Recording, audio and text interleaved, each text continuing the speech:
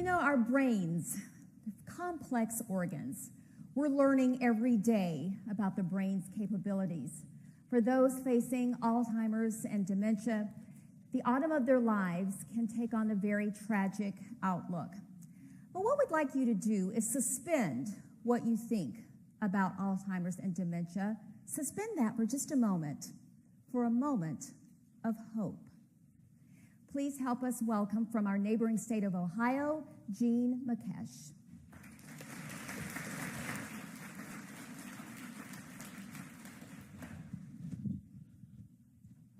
A disease or a condition is a problem if it does one of these two things.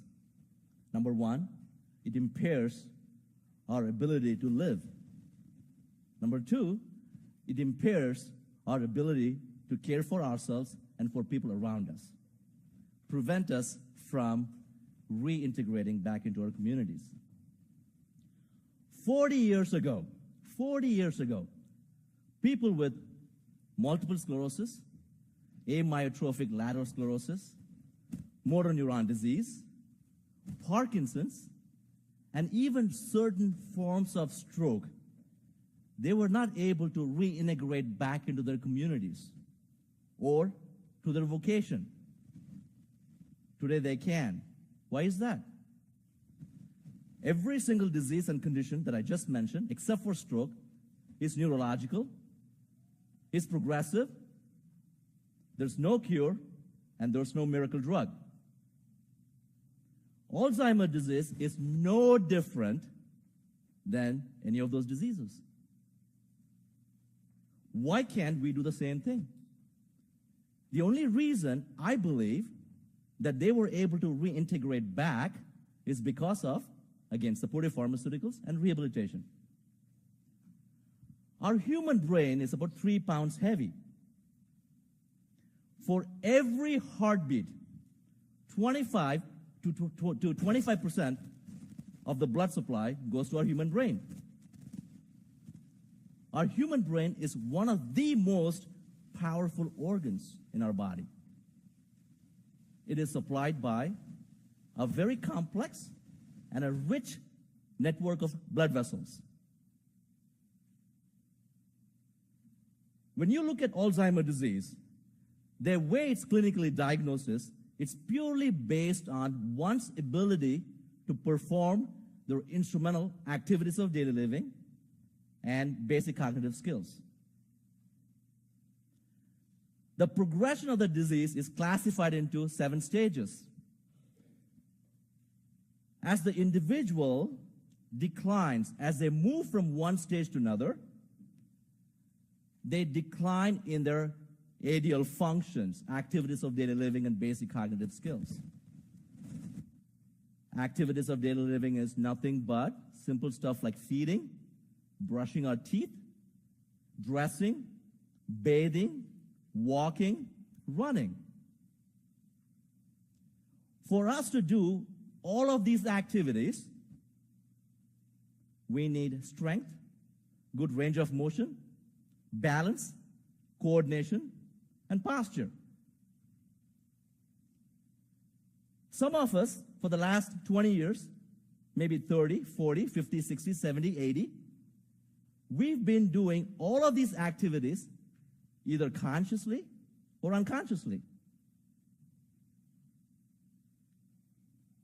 Alzheimer's disease impacts short-term memory. Usually, the long-term memory stays and is the last one to go. Well, if that's the case, what is that you and I did every single day? What is that my patients that are about 90 years old or even 80 years old did every single day since the age of 3? And as they slip through the stages of the disease, why do they forget to perform those activities? There's something called as mini brain. We call it the cerebellum. Cerebellum has 50% of brain neurons. When we look at our human brain our human brain has over 100 billion neurons and over trillion connections. We call them synapses. If you take those neurons and if you connect them with synapses, you can go to the moon and come back. That's how much we have in our 3-pound brain. Now, cerebellum is a mini brain. 50% of the brain neurons are in cerebellum. Alzheimer's disease is the disease of the cerebral cortex. Alzheimer's disease doesn't usually affect the cerebellum directly. Cerebellum is responsible for movements, coordination, posture, and balance. Every single component that you and I need to complete our instrumental activities of daily living. Well, if that's the case, why are individuals with Alzheimer's disease tend to decline as they progress through one stage of the disease to another? Let's talk a little bit about this stage here. Let's say that this stage where I'm standing right now is about 1,000 square feet. I'm going to take a gallon of water, a bucket of water. I'm going to pour it in one corner. And I'm going to let the water trickle all the way down to the opposite corner. How long do you think it's going to take? Let's say 5 minutes. Now, let me increase the square footage of this space, the stage. Let's increase it to 10,000 square feet. And I take the same bucket of water, pour it in that corner, and let it trickle all the way down to the opposite side. How long do you think it takes? It's going to take a little bit more time. Maybe 20 minutes, maybe 50 minutes. This particular stage that I'm standing is the human brain. The water that I just poured is the disease process. There's nothing you and I can do to stop the progression of the disease. Is it possible for us to slow the progression of the disease by increase the functional surface area of our human brain? Is it possible for us to increase the cognitive reserve in such a way that we can enable our patients, our clients, to continue to perform those activities of daily living? And even some basic cognitive skills. Our brain is directly proportionate to what we learn. The size of our brain is directly proportionate to what we learn. The brain today is much more larger than the brain 20 years ago. The reason being is the new technologies, the new learning, the constant changes, the advancements we have to adjust and adapt from the environment has enabled our brain to grow. Theory of neuroplasticity states that you and I have the ability to mold our brain the way we want. It was widely believed that neuroplasticity occurred only during early developmental stages. Studies lately shows that we can see neuroplasticity in a 90-year-old brain. For neuroplasticity to occur, a task that requires learning must be repeated 400 to 450 times, and it has to be errorless. In our current reimbursement model, do physicians, do therapists, or any other clinicians have that kind of time to spend with their patients, to teach them to learn newer skills, to increase the functional surface area of the human brain? Who does? It's the caregivers. Caregivers spend 24/7 with them in a nursing home, in an assisted living facility, in any institution. They have the ability to give our patients an opportunity to develop neuroplasticity. In a child daycare center, the caregiver not only cares for the kid, in addition, the caregiver teaches the kid.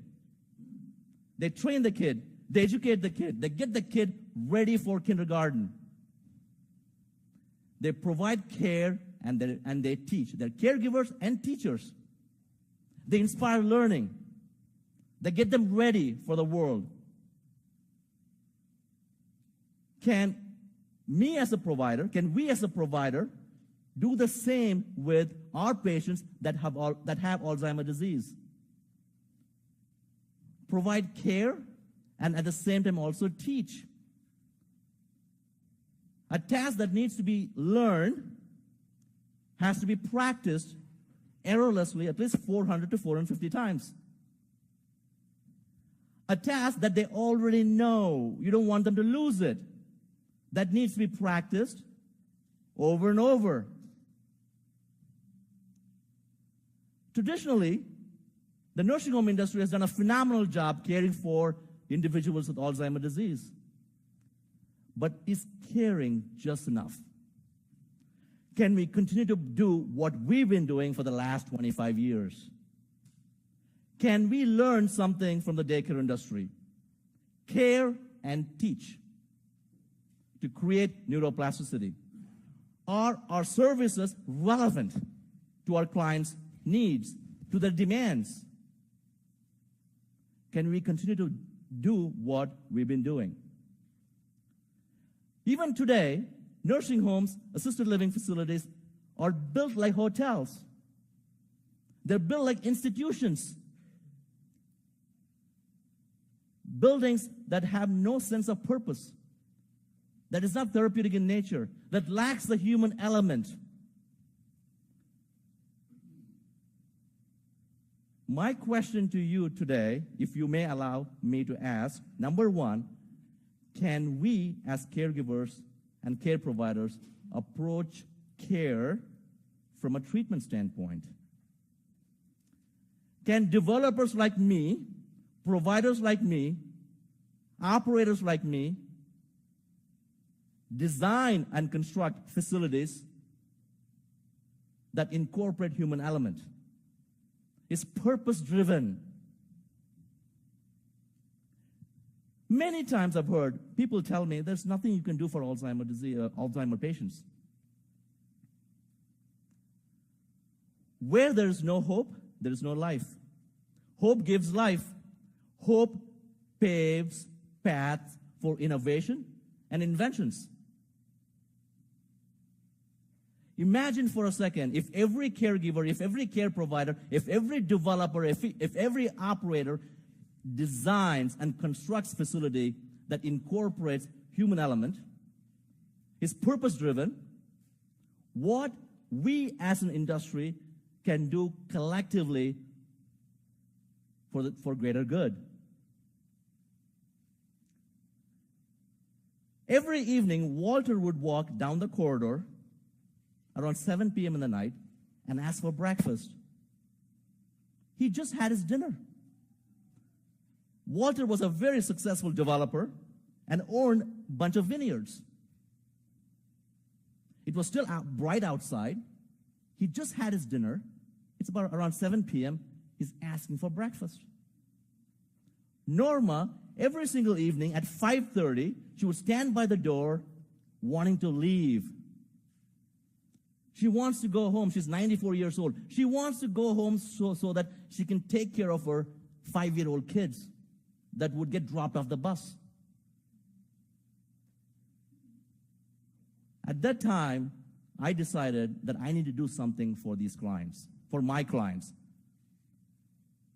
What is it I can do to reset their biological clock? What is it I can do to reset their physiological clock? Is there any way I could bring the outside inside the building? Long-term memory is intact. They're very, very close to their early childhood days. What if I create a capsule, a time capsule that looks like 1930s and 1940s? What if I bring the elements from the outside inside? What if I give them a feeling that the sun can rise and sunset inside the building?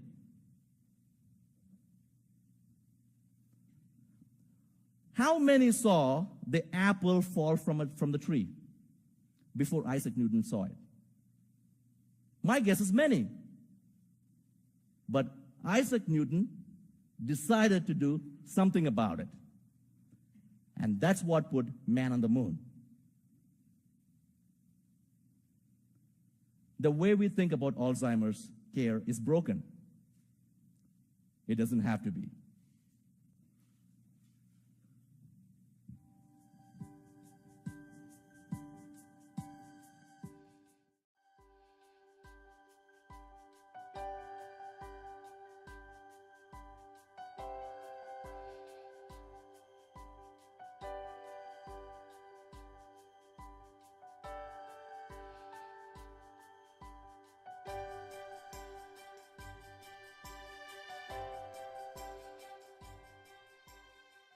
Thank you so much.